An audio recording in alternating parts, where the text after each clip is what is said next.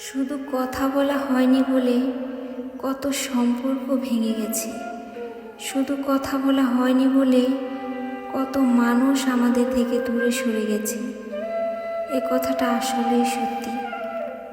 সম্পর্কে যখন যোগাযোগ কমে আসে, যখন কথা বলা বন্ধ হয়ে যায়, তখন আর সেই সম্পর্কটা টিকিয়ে রাখা যায় না। আমাদের চারপাশে এমন অনেক সম্পর্ক আছে, যদি শেষবারের মতো আর একবার কথা বলা হতো, তাহলে হয়তো আজও সম্পর্কটা টিকে থাকতো।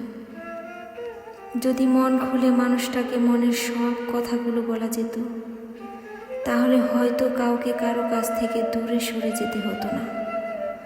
সম্পর্কে যখনই কথা বলা কমে আসে, তখনই আমরা একে অপরের কাছ থেকে দূরে সরে যেতে থাকি। দূরত্ব বাড়তে বাড়তে এক সময় কথা বলাটা বন্ধ হয়ে যায়, আর তখনই সম্পর্কের শেষ।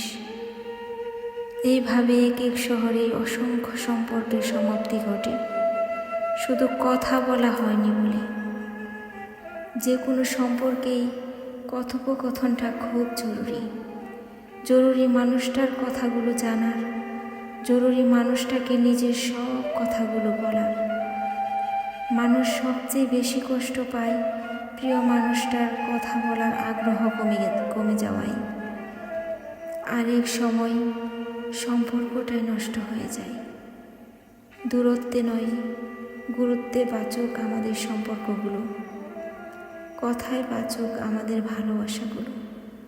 লেখা সংগৃহীত, কণ্ঠে আমি কামরুন নাহার।